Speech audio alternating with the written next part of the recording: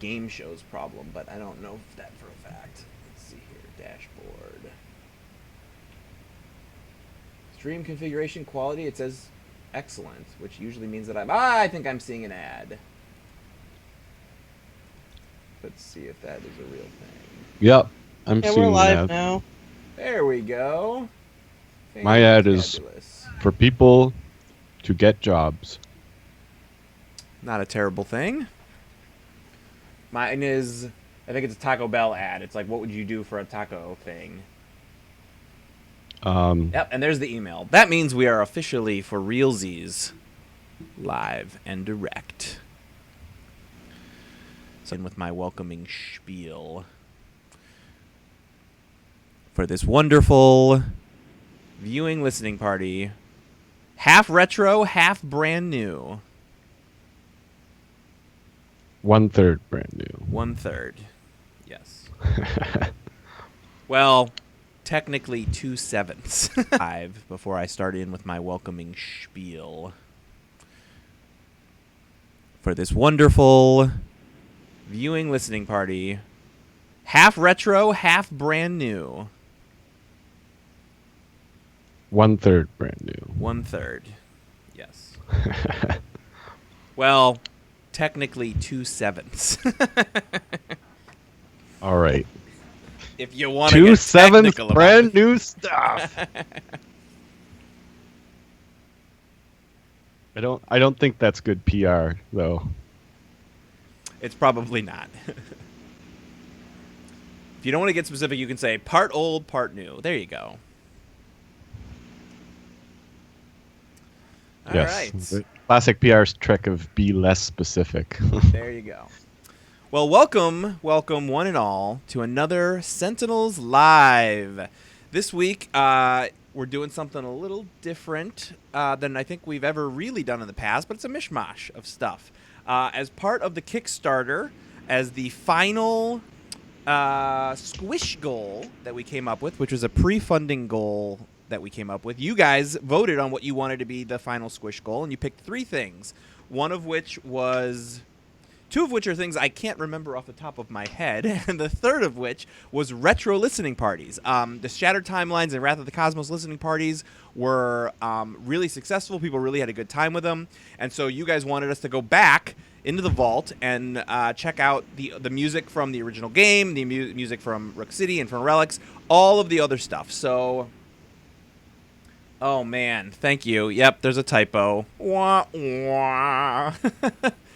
Listening viewing party. I'll fix that before it goes up on YouTube. Well, there is a horse at some point, I'm pretty sure. So. Listening. I didn't even notice. I didn't notice it either. I could actually, you know what? I can actually do it while we're listening to one of the songs, so it'll be updated in the interim. But yeah, so this is actually the first of the retro listening parties, but it's actually a bridge because it's not just a retro listening party to listen to the old stuff from Mini Packs 1 and 2, but you're also going to get to hear your first listen at Mini Pack 3, one of which you've already heard if you've watched our dev diaries with Jean-Marc, and the other of which you'll get to hear for the very first time today, and that is for Omnitron 4. So some general admin stuff. If you want to ask us a question during the stream, during a song, mention at Handelabra Games in the chat, or at Jean-Marc, or at Cartoon Gen, right? I think that's my Twitch name. Yeah, and we will do our best to answer those questions in the interim between the music. And as always, as I think I mentioned, yeah, we're not going to type a lot while we're streaming. We may type like during the longer musics, just because, you know, we're just going to be listening like you guys are listening. But we'll try to get to those questions in the interim. And unlike previous listening parties, we're not on a time crunch today. Usually, the past 2, we've done them an hour before Sentinels Live, and so we've kind of had a reason to try and get them done in just an hour. But if we go a little bit over an hour today, that's totally fine. The last little admin note I will mention is that the volume of our voices is most likely going to be a little bit less than the volume of the music. So if you when we start the first music, you might want to adjust your volume down a little bit until you know sort of what the general level of music is going to be compared to our voice. So yeah, keep that in mind. And with that, I will pass it to Jean-Marc, who's going to tell you about our first piece of music today. All right. Um, yeah, so we're going back in time, and we're going to look first at Ambuscade, or Ambuscade. So a little bit of a story for him. His real name is Anselmo Moreau, and he was a famous French movie star by day, but a big game hunter by night. His thirst for bigger challenges brought him to hunt down superheroes by himself. To match these heroes, he hired a shady genetics corporation to give him superpowers, but the experiments went horribly wrong, scarring his face and ruining his acting career. But with his newfound powers, he was able to hunt and confront some of the most powerful superheroes in the world, including his own personal big bounty, Haka. So, most of you have probably heard these songs before, so I'm just going to talk about some things to listen to or some interesting facts about them before we listen to them that might make something stand out for you. So, this song is interesting in that it wasn't actually originally going to be Ambuscade's theme. So the first part of the song originally had less of a tribal feel and more of a sci-fi feel. And the second half of the song was completely different than it is in the final version. So with the sci-fi feel that it originally had, it was going to be Grand Warlord Voss's theme originally, actually. But Greater Than Games wanted something more aggressive and March-like for Voss. So we decided to shelve what we had of Voss's theme and make something brand new. So when it was time to do Ambuscade's theme, we took this one back out, and I changed all the sci-fi stuff to be more tribal, and then changed the second half. So as it is right now, the first half of the song is when he's cloaked and he's hiding, and so it has a kind of a tribal hunter feel to it. And then the second half is when Ambuscade springs into action using all the tricks he learned from his former 80s action movie self, with lots of old school synthy goodness. And Greater Than Games used Airwolf as a reference point for it, and so I kind of took some elements from that and made something original with it. So without further ado, here is Ambuscade's theme. We're going to play now.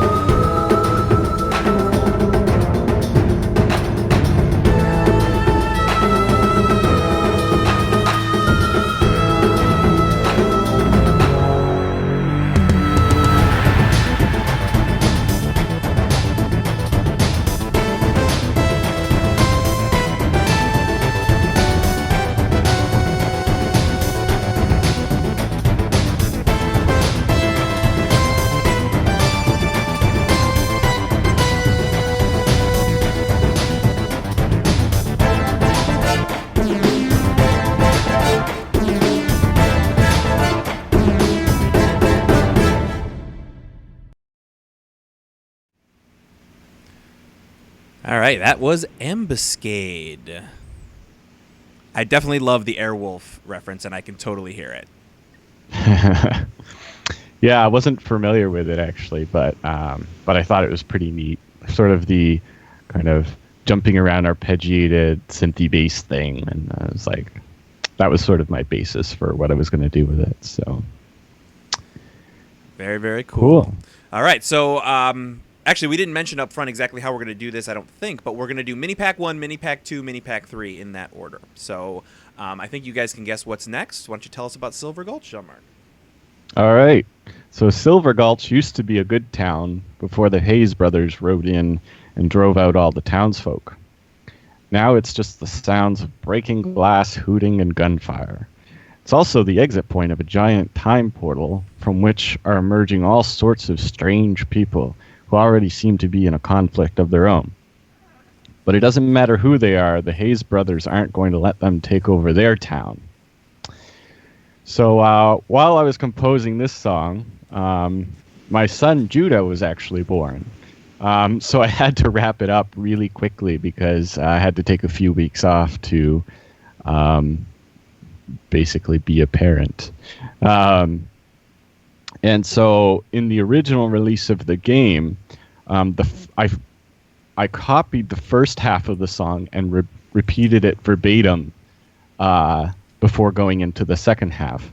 And I usually don't do that. I usually don't do like a perfect one-to-one repeat of something in any of the Sentinels tracks until the full loop has been completed. And also, this was the first time I added my own voice into it. So voice. I use the term voice loosely. I was actually whistling. And then, so a few months later, we were going to release the soundtrack for Rook City.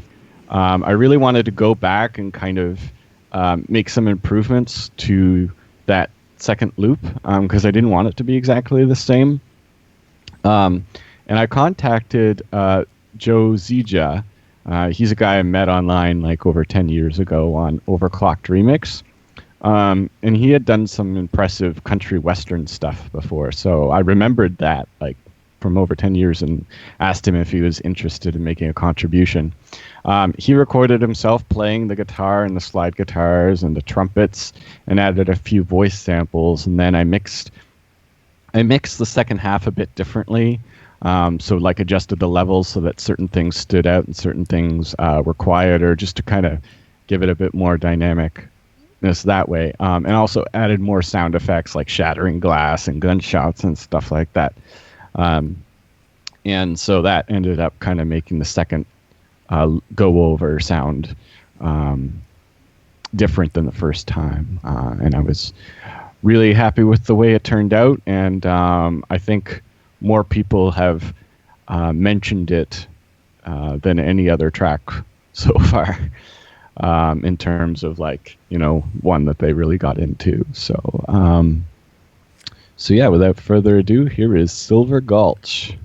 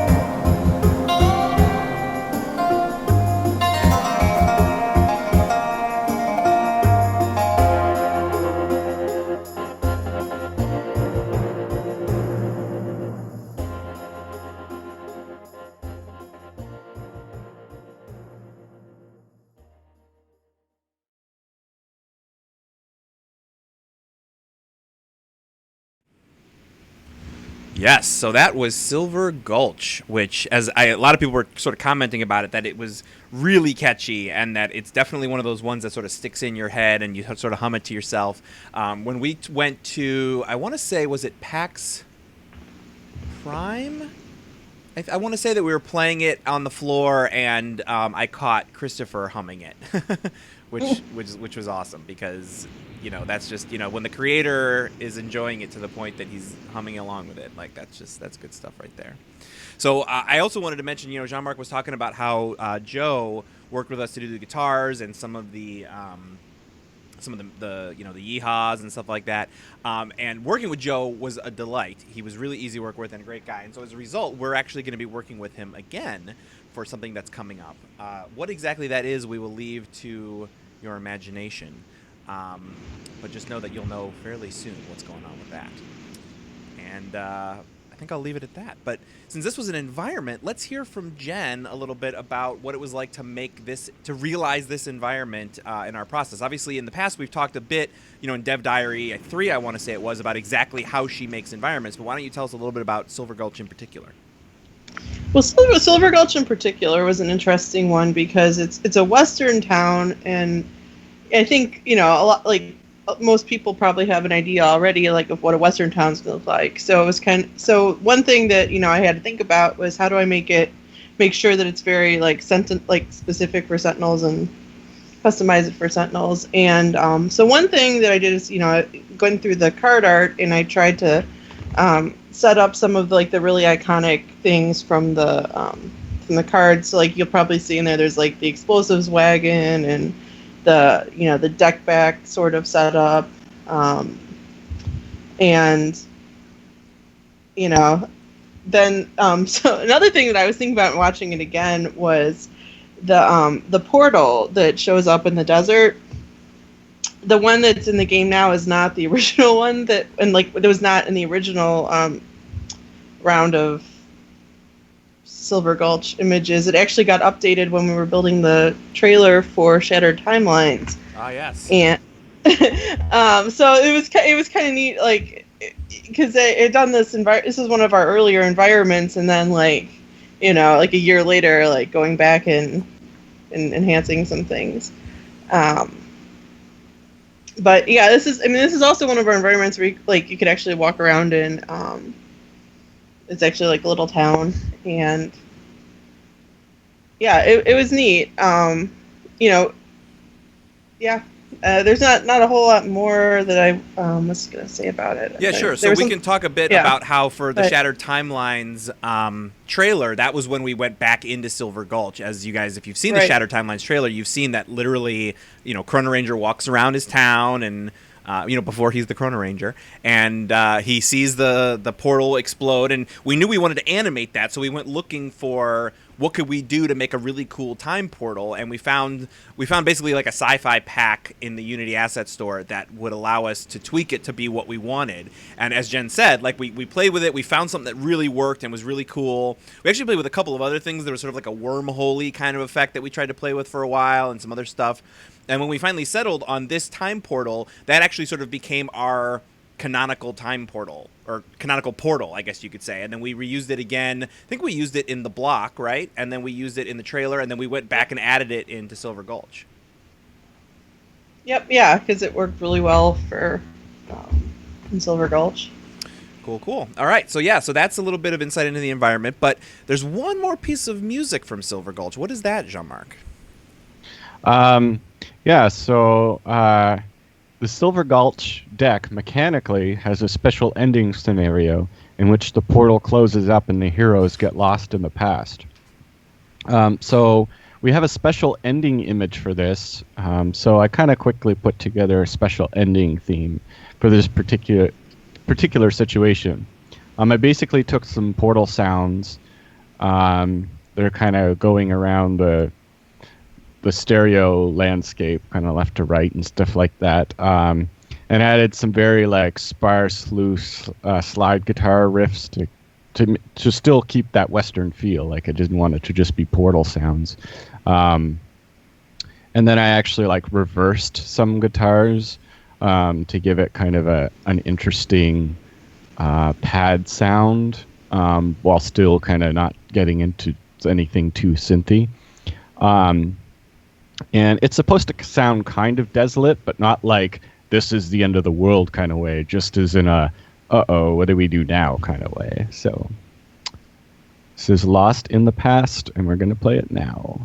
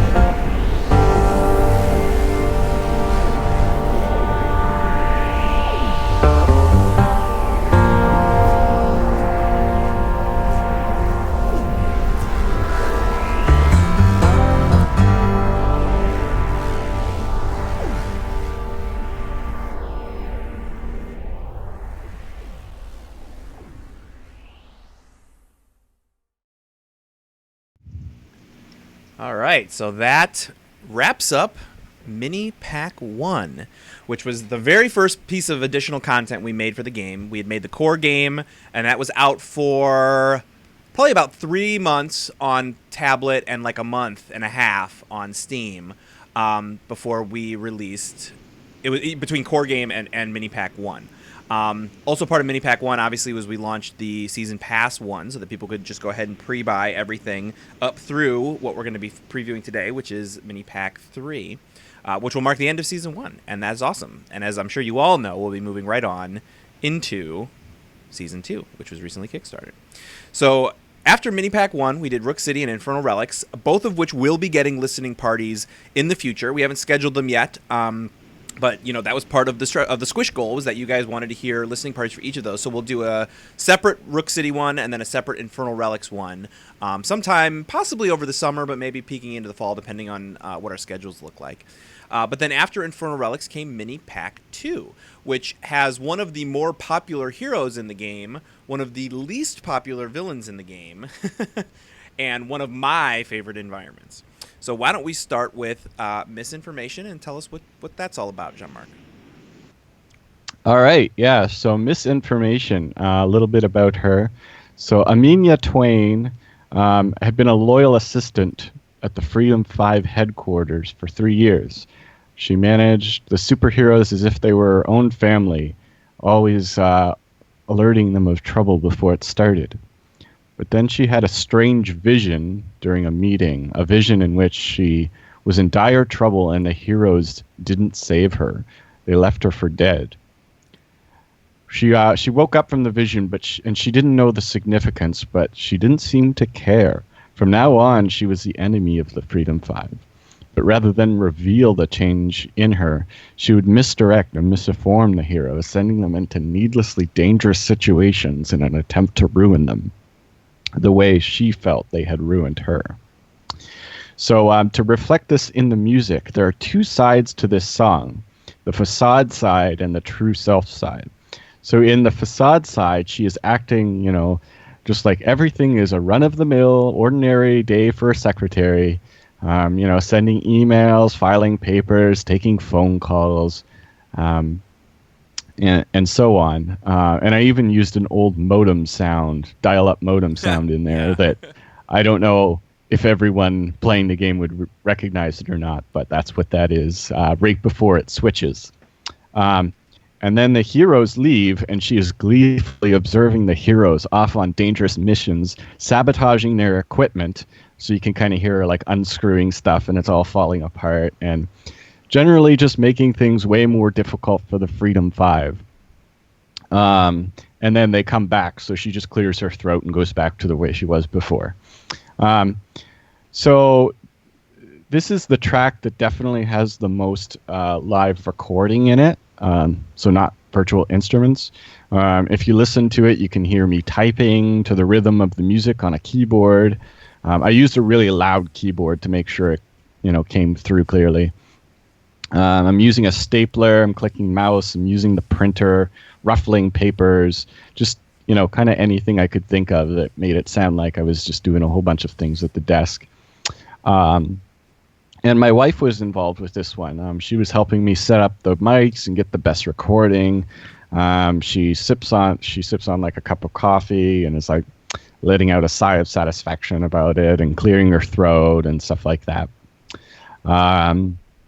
So yeah, it was really fun to do because that was the first one that I did with sort of somebody else in the same room. And it was my wife at that. So it was just kind of fun to put that together. And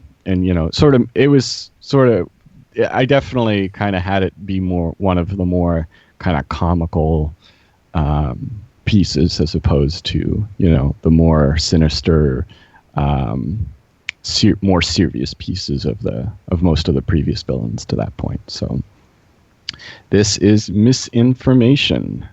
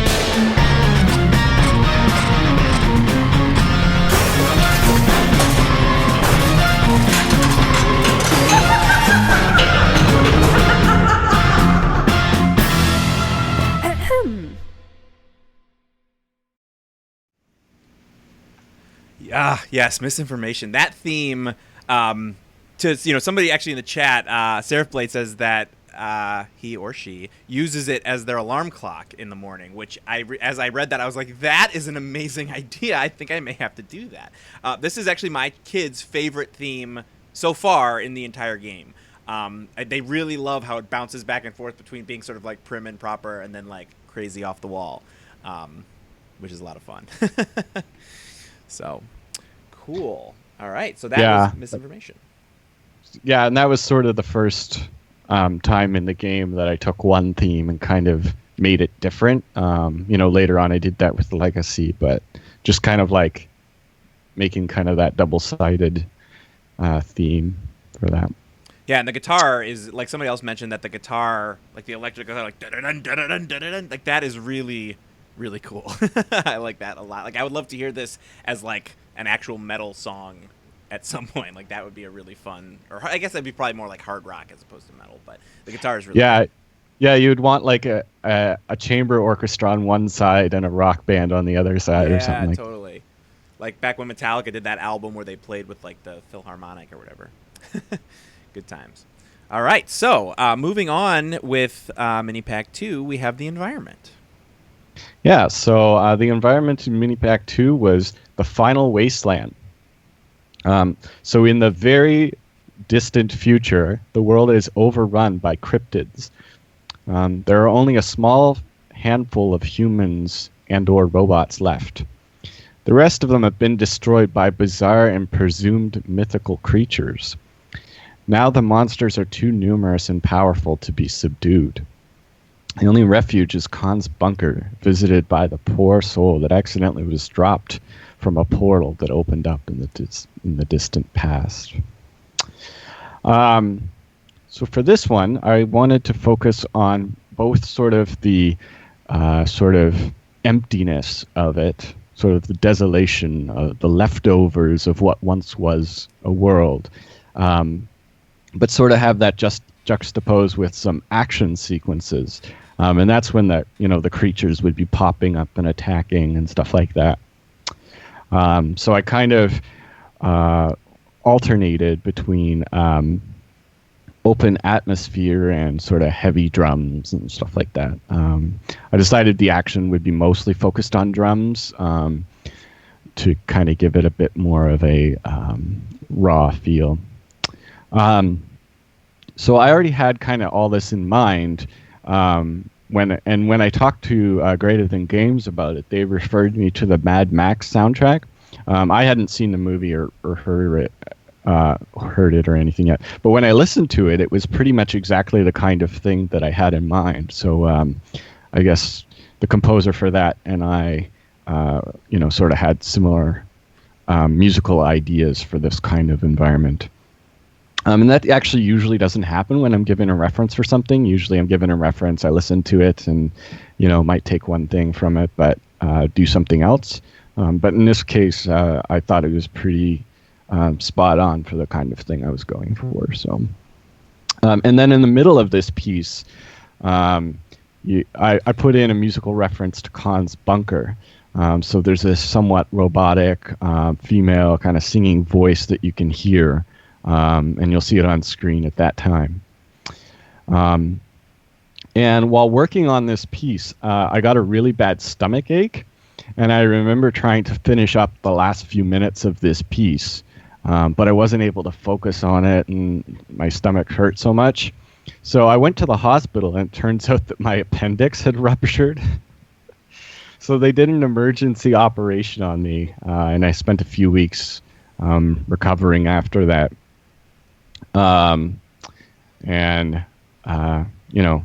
Thankfully I recovered okay, and I sent I had already sent the music over. So Galen, the guy who usually does our mastering, actually took care of kind of finishing it off and making it loop and stuff for me. That's one of my least favorite times ever in the history of Handelabra. Because Jean-Marc kept for literally, I think it was almost 2 weeks that you were like, man, my stomach is really bothering me. And then it kept getting worse and worse and worse. And then it was like, yeah, I think I'm going to go to the hospital. And I was like, oh my God, please go to the hospital. Please make yourself okay, because don't work yourself to death, literally. And then it turned out that it actually could have been that. And it was like, oh my God. I was very concerned for yeah, I mean, it wasn't nearly it was like a few days, but it probably felt like a few weeks to me.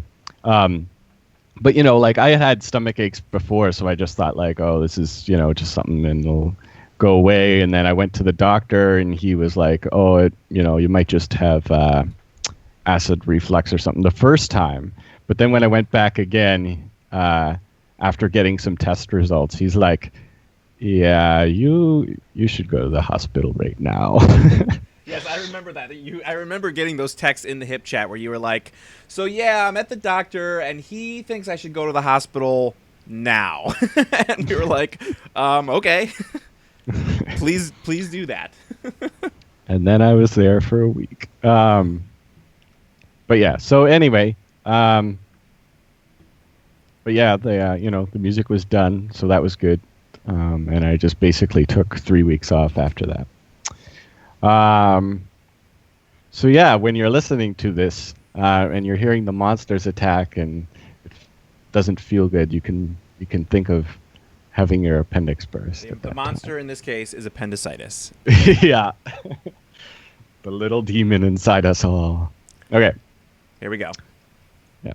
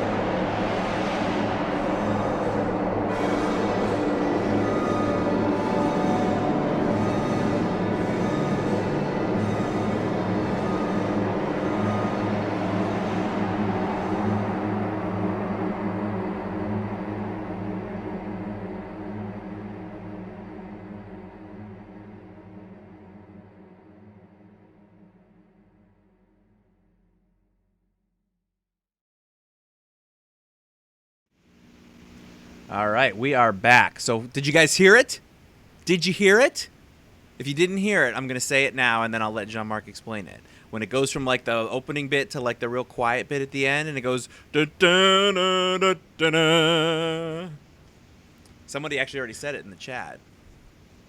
Yeah, Christopher, when we were talking about this song, he specifically requested that I make a reference to the final countdown. It's the final countdown. Do-do-do-do, do-do-do-do-do. I didn't put that part, but yeah, he specifically requested I make a reference to it, so I did. Right at the very end, right at the climax, da da da da da, and then handed it off to Christopher. He's like, "I like it, but it doesn't have the reference." And I was like, "Yes, it did." He's like, "I didn't hear it." Oh, Christopher. But it's in there. So one thing I did want to mention. It's in there.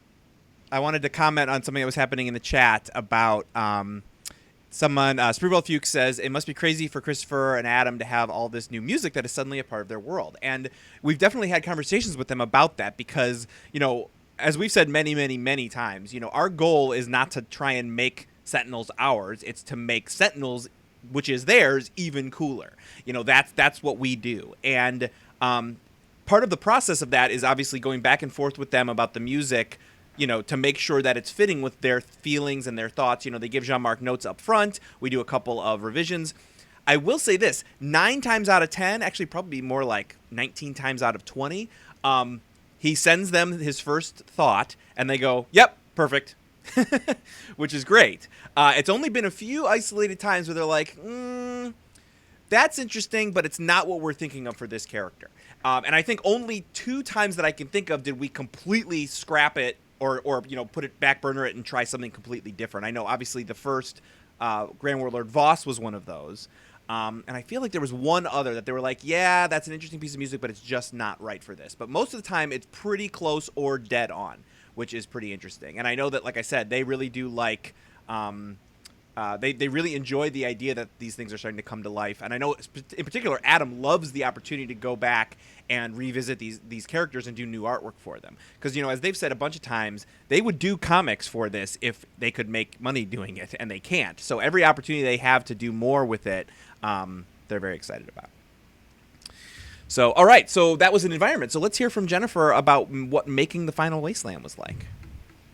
I had a lot of fun. I really enjoyed making the Final Wasteland because I actually built it as a giant sprawling wasteland, with like little scenes set up throughout it, and you know, a giant snow mountain on the side. But the other interesting thing about the Final Wasteland is there's a lot of different things going on in it, and there were alternate endings for it. So like, there's probably more cameras for the Final Wasteland than most of the other environments. I don't know if it has the most, but there's a lot of stuff going on in there. And I also so like, you know, I look at it now, and I actually use parts of the Final Wasteland is the basis when I was starting to build Time Cataclysm. I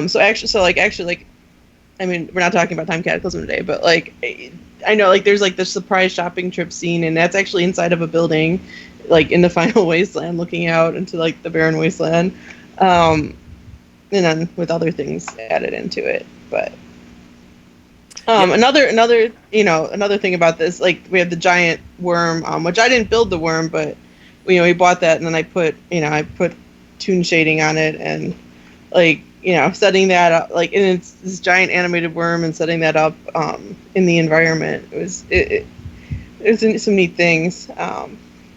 So yeah, I really enjoyed making this environment. Yeah, and again, similarly to the way that with Silver Gulch, that's actually like a town you can walk around in. It ended up being excellent that Final Wasteland was that way as well, because, as we mentioned before, we used Final Wasteland for the Shattered Timelines Chrono Ranger trailer, and as well as Silver Gulch, which is interesting too, because, you know, obviously Chrono Ranger is a character from a mainline expansion. He's from Shattered Timelines, but a lot of his story takes place in the mini packs, which is, he's from Silver Gulch.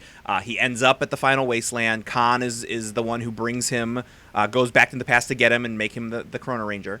And when we decided to make the trailer, it ended up working out really well that two of the environments that we were going to be using heavily were built in a way that made it very easy for us to do them in an animated way. If you watched the dev diary with the environments, you saw that a lot of the environments do have sort of animations baked in just so that we can capture them and have them look nice. But being able to see them animated is really a fun thing. And especially when you've got a character like Chrono Ranger who kind of is all over the map because he travels through time. So for instance, he's in Shattered Timelines, but his nemesis is in Rook City. But there's also nemesis cards for the giant rat beast thing that are in the final Wasteland. So yeah, he's one of those interesting characters that, when you look back at it, you realize exactly how far out they had planned the game of Sentinels, because there's bits and pieces of him sort of all over the place, which is pretty cool. Yeah, the final Wasteland is definitely another one of the environments where I got to see a lot more than what actually made it into the game. There's a lot of stuff. Mm-hmm. So I want to comment. Go ahead. Finish. Oh no, I was gonna say because I was looking through the pictures again today, and I know there's cameras that we didn't even because we had to limit the number of cameras, that actually we can use. So I wanted to comment again on something that's happening. People chatting about in the chat room. We're talking about Christopher and sort of his general working style, and it took us some time with Greater Than Games to settle into sort of a solid working rhythm, I would say. And I think some of that came from the fact that, as I've said, in our trying to make sure we're respecting the property but still doing interesting things with it, we had to figure out where the lines were in terms of, creative control and how many liberties can we take with certain things, and up front, they were really, I don't want to say skeptical, maybe nervous is the right word, that, they wanted to make sure that if this was going to be done, it was done right. And now that we have been working with them for a couple of years on it, we've settled into a pretty good rhythm whereby, if Jean-Marc sends them something that's just not right, they're like, yeah, that's not right. It's not like, oh, I don't want to hurt your feelings, but it doesn't seem right. And we, and we on the Handelabra side, we totally understand. This actually just happened recently with Omnitron 4. We were sending Omnitron 4 back and forth for some approvals on the look of it from the environment side, and they were just like, yeah, that's not quite right. It's a really good start, but let's try this over here and let's try this over here. In a lot of ways, we really are these days more like just one big team as opposed to two completely separate teams. And I think that. That's what you want in a good working relationship. You want people who are willing to give you, solid feedback as well as, honest feedback, because at the end of the day, all we all want is for the game to be awesome. And as long as we view any, feedback through that lens of, we might, and don't misunderstand me, we have had some serious disagreements where it's we're like, no, we really think it should be this way. And they're like, no, we really think it should be that way. But, it's never a question of nobody has to pull out the presidential veto in terms of no, you're absolutely not doing it this way. Everybody's willing to listen to the other side, and at the end of the day, we usually wind up with something that we're all happy with after we sort of go back and forth a few times. So it's a really great working relationship for me. So, and I assume for you guys as well. Yeah, I mean, we don't interact with them as nearly as much as you do, but yeah, it's been in terms of the rules, those are already well established enough that most of them are just questions for Christopher to answer. Once in a while, he makes something and we say, well, that's inconsistent with this ruling. And then, he'll be like, oh, yeah. I know you're right. Okay, I changed my mind. But, most of the time he already knows the answer and just writes it out, and that's good. And so, yeah, with other things like, music or whatever, it's usually not anything sort of no, this doesn't work, do something new. It was, it's usually well, it's sort of like that, but this, this part isn't working, or this is too happy, or, something like that. And he's like, so this part here, that's perfect. So just do more of that. And, that's what I was saying in the chat about focus us on stuff and likes, and he tries to bring that out more because, it's for a lot of people, it's more helpful to tell them what you want than what you don't want. So yeah, definitely. All right, cool. So we have come to the end of Mini Pack 2, which means we're moving into the new stuff. Woo-hoo-hoo, yay! We have a new villain theme and a new environment to listen to now. And you've actually heard, if you watched the Dev Diary, you've actually heard the first music, which is for Wager Master. So why don't you tell us a little bit about Wager Master, Jean-Marc? But they haven't heard it in stereo. That is true. Because for some reason I could only get the stream to work in mono. So the Wager Master is the culmination of all the impossible possibilities of the universe coming true. He is a strange little blue creature that plays around with the rules of reality for his own amusement. His games are not fun, they are twisted and strange, making those who play question the world and themselves. Who better to play his games than the heroes of our time? So when I asked Greater Than Games about this, they wanted to have sort of a game show kind of feel, but sort of like at the same time kind of weird and twisted and sinister. I listen to a lot of game show music, and there's like just a ton of different styles out there. So I kind of just went ahead and decided it was going to have a big band style, but with some warped elements to it. And, there are other sort of fun house kind of villains out there, like, like the Joker or whatever. But I wanted it to be more on the playful side than the evil side, because I find most of his deck is just, him messing with you and having a good time about it. So I tried to employ both familiar sounds, that you would usually hear in big band or stuff like that, but then add some unusual sounds or make the familiar sounds just feel a bit off or awkward or something like that. So here is the theme for Wager Master.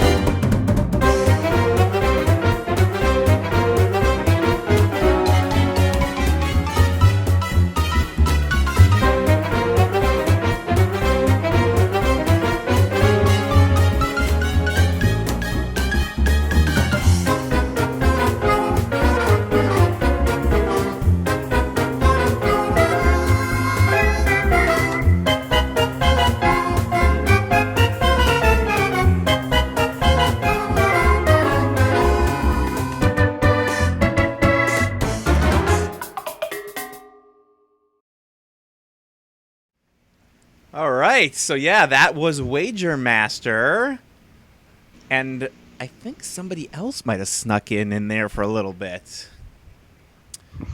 And I think you guys noticed it in the chat. Yeah, so obviously Wager Master's nemesis is Guys. And we'll talk more about Guys in the future, I'm sure. But I felt like we could not have Wager Master on screen without having Guys trying to give him a hard time.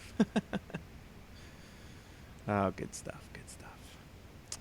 All right, so we are now into the final, not the final Wasteland, but the final piece of music in today's listening party.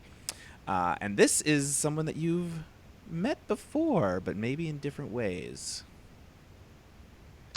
All right, so yes, next up we have the fourth iteration of Omnitron. So after Cosmic Omnitron, the second iteration, was destroyed by the heroes, it was gone. Or it would have been if Baron Blade hadn't reassembled its remaining parts. into its third iteration, Omniblade.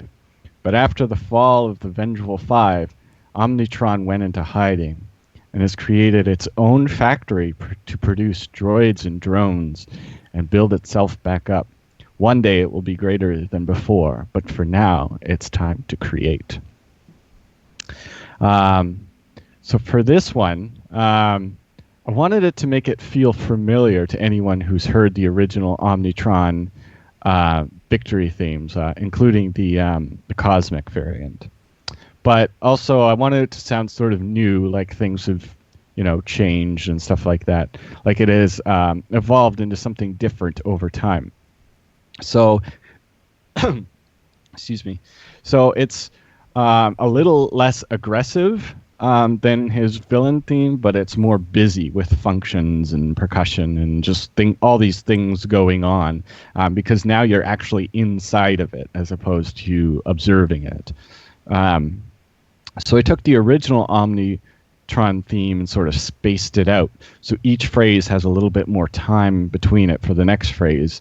And then I was able to use that time to fill it up with more electronic sounds, electronic factory percussion, and a more prominent bass line. And most of the sounds that I used in this are actually just processed chip tunes.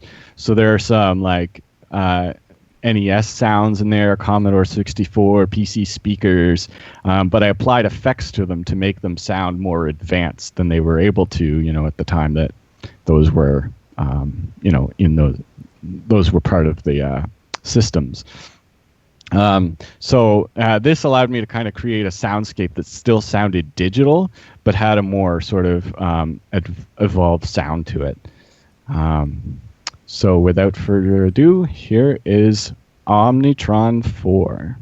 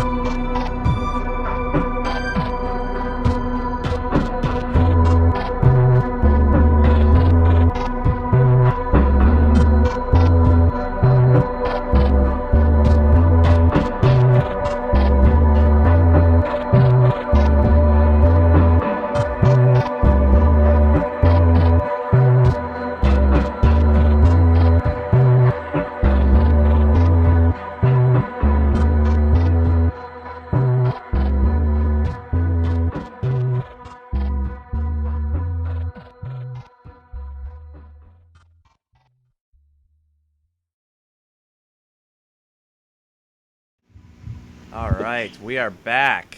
So there you have it, folks. That was Omnitron 4. And actually, I'll let you guys in a little secret. This was the first time I listened to the whole song all the way through as well. We've been hearing bits and pieces and work in progress and all this other kind of stuff. But Galen just did the final mastering on this morning, and it was delivered literally 10 minutes before we started the stream. And so I dropped it in over the work in progress one that was in there. And I actually didn't get a chance to listen to the whole thing because I had to render it and output it as a video and all the rest of it. So I was very excited to sit here and actually listen to it and experience it with you guys too. Because even though I edited it, I had never actually listened to it from beginning to end. And yeah, it's awesome. It's definitely Omnitron. There's no question about that. But as Jean-Marc said, it's kind of like, it's obvious that Omnitron has sort of grown and changed and become something new. And the music really reflects that. I did want to comment on something that people were talking about in the chat room actually much, much earlier, which is that Omnitron will probably be the character that has the most iterations of music, just by virtue of the fact that Omnitron is a hero, a villain, and an environment. So we've already had, and it's one of the only villains that has a variant, because there's only 6. So we've got Omnitron, we've got Cosmic Omnitron, we've got Omnitron 4, and then if we do get to that stretch goal, we'll also have a heroic Omnitron X. And I will say this, in the stretch goal, when we talk about doing heroic themes, there is not any plan to do variant heroic themes, just because there's just way too many of them. It would be fun, and as much as Jean-Marc likes doing music, I don't know that he actually literally wants to be locked in a room for the next year and a half doing nothing but heroic themes and variant heroic themes. Although he can comment on that. Yeah, I mean, in order to do all of those variants, I would probably need to it would probably need to be so minimal that it would just feel lazy. Right. So I'd rather just, if I do the themes, to just focus on getting the base heroes right. So yeah, and the thing about it too is if it was every hero had one variant, then that might be something worth considering. But Bunker has, I think, by the end of it, Bunker's going to have 5 variants, and that would just be ridiculous to have 5 completely different versions of the Bunker theme song. So, All right. So this was another environment. So let's hear from Jennifer. What was the challenges of making Omnitron that were either maybe different or more challenging or less challenging than any of the other environments that you've done? Well, it's definitely the first environment that's inside of a robot. So that was neat. Yeah, this is also an environment where there's a lot of custom modeling and textures and things like that. If you're interested in a really in-depth look at what it looked like when I was building it, Dev Diary 3 this is the environment that I focus on talking about. And if you watch that, you may notice that there have been some updates since then.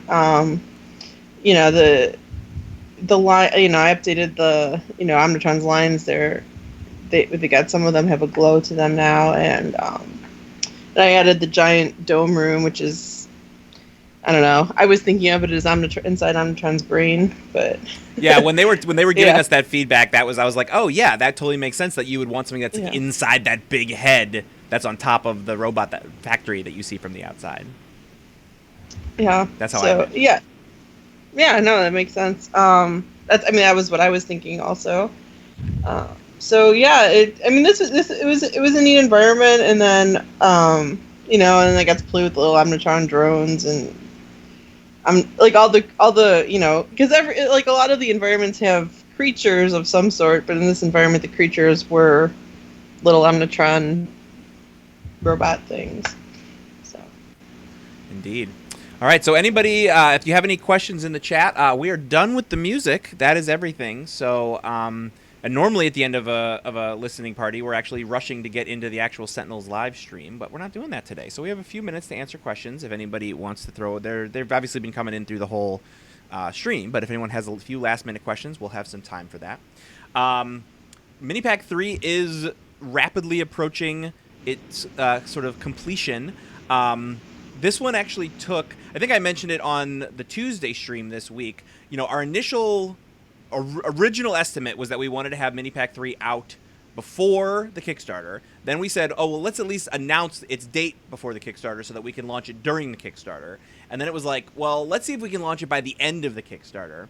And then it was like, yeah, that's actually not going to happen. Let's just see if we can get it out at all. Yeah.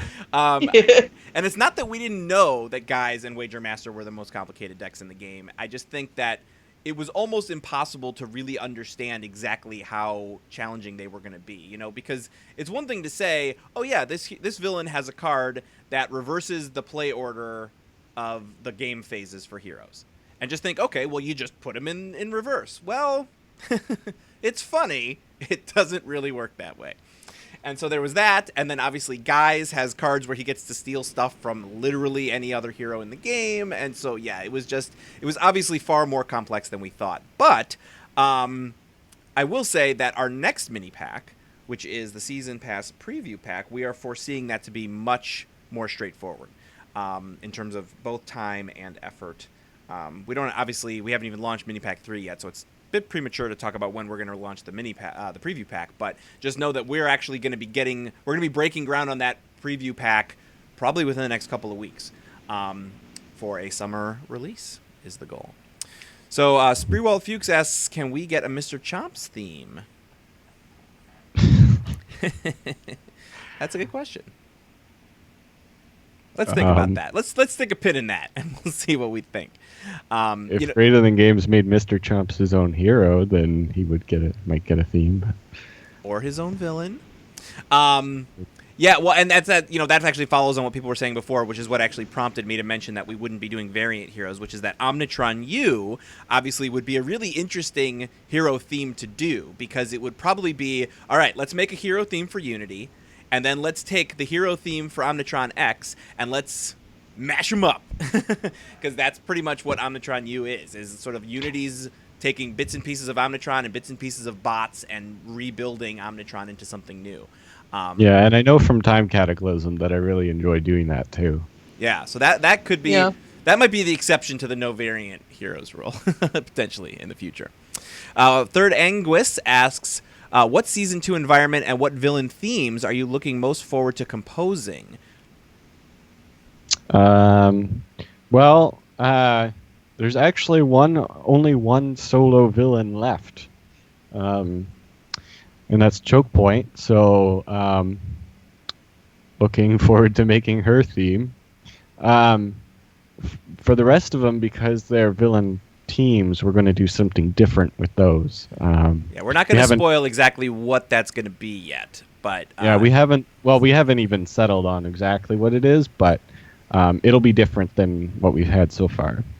In terms of environments, really looking forward to Freedom Tower, because I think that that's going to be sort of a more heroic, kind of optimistic, soaring kind of thing. Sort of, it's going to focus more on the heroes. This is their home kind of thing. So that'll be kind of a neat change, I think, from some of the other ones. Like basically the opposite of Final Wasteland. I think Madame Madamir's will be kind of fun and interesting. If you didn't mention it, I was going to mention it. That's probably the one I'm most looking forward to hearing is Madame Mittermeier's fantastical festival of curiosities and conundrums, because you've done a lot of the sort of quintessential types of things. With Spite, we've got like the sinister ice cream truck. With Dreamer, we've got the sinister music box. With Omnitron, we have like the cool robotic whatever. And like a carnival is one that you haven't done yet, and I think that could be potentially really, really interesting. Yeah, I guess we'll see. I guess we will see. Yeah, and Nexus of the Void, I have no clue what that's supposed to sound like at this point. So, and that's okay, because there have been others that it's like, I just I didn't know what it was supposed to be or sound like, and then I had to kind of discover it along the way. So the Dread Dormammu asks, have you guys thought about how to handle multiple environments in Oblivion from a music and background perspective, or is that too far away to be considered yet? So we actually have done some preliminary work on that, mainly because we had to, in terms of trying to figure out we needed to at least come up with a preliminary budget for everything for season 2 in order to figure out what we needed to ask for in the season 2 Kickstarter. So we actually have a pretty solid idea, both of how we're going to handle, vengeance style team villains, as well as, multiple environments with Oblivion. One of the things we still don't really know much about, in terms of how we're going to handle it, is the sort of the phases of Oblivion. From both a musical perspective and from just a gameplay perspective, because we know that Oblivion is going to have 4 sides, or at least as of the end of the Oblivion Kickstarter, we know that in terms of most villains have flip sides. Oblivion's actually going to have 4, and how we're going to progress through those and how those things are going to work, we're still not 100% sure, and how that might affect things like the music that you're playing in or around, or how we might go back and forth between environment musics or whatever, that is still a little bit up in the air. But we have a couple potential ideas already sort of built. So I'll let you handle this next one. There was a screenshot of Scholar getting multiple play and draw, etc. phases. Was that a bug or working as intended? You know which screenshot we're talking about, right, Jean-Marc? Yeah. That was John. That is actually working as intended. So if you have breaking the rules out, or Wager Master has breaking the rules out, then the turn order is reverse. It goes end, draw a card, use a power, play a card, and start. And if you play a card that says immediately end your turn, that means immediately go to your end phase. So it goes back to your end phase, and then next you go to your power phase, and then you can get into a situation where you just keep playing a card that ends your turn, which restarts your turn. So nope, not a bug. Just Wager Master doing his thing. Ticket closed, operating as intended, even if as intended is kind of weird. Yeah, so basically, you could do that, and you could just go infinitely if you wanted, but why would you is kind of the question, sort of. So. All right. So, yeah, and actually, so people are also pointing out what other themes they're looking forward to in terms of either, music or environment or both. And, yeah, I think that Celestial Tribunal is another one that I'm really interested in. Just because I know from a keep forgetting about that one. Yeah, from a gameplay perspective, it does. It's one of those Wager Master guysy things that does things that are meta a bit. One of the specific things about Celestial Tribunal is that it has a mechanic where it's like reach into your box and choose a hero that your character card that you're not currently playing with and put it into this area or whatever.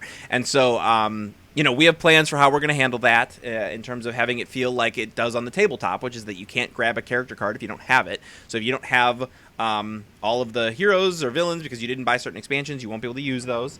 But yeah, I also think that it's its own kind of thing because it's like putting the heroes on trial for stuff, and it's just thematically I'm really looking forward to see how that one plays too. So. Yeah, and actually, Greater Than Games already gave me a reference for that, which is the courtroom scene from Chrono Trigger, and I love Chrono Trigger, and it has sort of a more classical approach to it, but they want it to sound cosmic, so it'll be basically like cosmic classical music or something. So it'll be really interesting. Indeed. All right, so we're pulling up on an hour and a half for this listening/viewing party. It looks like we've got most of the questions or all the questions answered. So thanks again, everybody, for joining us. As I did mention right at the top, this is only the first of our retro listening viewing parties. We'll be doing another one for Rook City and then another one for Infernal Relics to get us all caught up on all the music that's out there. And as it was already asked and answered, but I'll say it again, the music that you heard today, the Mini-Pack 3 music, is included on Soundtrack Volume 5, Wrath of the Cosmos. That's why the Wrath of the Cosmos soundtrack isn't out yet, because it was waiting on these songs to be put out. So you can expect that, once... actually, now that the music has been mastered, we could probably get ready to put that soundtrack out pretty soon. And then expect Mini-Pack 3 to follow, or be right around the same time, or something. But yeah, that's all sort of finishing up now. So expect both of those in the next few weeks. To a month, potentially, depending on how many more bugs we have to find in Mini-Pack 3. And then we'll be fully done with Season 1, and we'll be moving on Season 2, recently kickstarted. If you have friends out there who missed the Kickstarter, remind them that they can still pre-order Season 2, and that anything that they buy on the pre-order store gets counted towards stretch goals. So that actually means that if there's somebody out there who doesn't own the game yet and they're looking to buy the core game and the soundtracks and all that other kind of stuff, they can go get that through our pre-order store, and that will be counted towards stretch goals. We're actually only like $5,500 away from unlocking challenge modes. So good times on that. Do you guys have any other last thoughts? Jennifer, anything else to say about environments? Jean-Marc, anything about music? I think I've pretty much covered everything I have to say today. Are we able to play Omnitron again? We've had some requests for that in the chat. I don't know if you saw. Yeah, we could probably do that. We'll play Omnitron through one more time, and then I'll just end the stream as soon as that's done. So we will not come back after playing Omnitron again. So, yeah, thanks again, everybody, for joining us. And as always, every Tuesday at 7 p.m., join us for Sentinels Live, where we play the game. And once we get past Mini Pack 3, that's where you're going to get to see previews of the new Season Pass 2 preview pack as we start working on that in the next month or two. So thanks, everybody, and we will see you out there in the world. Thanks.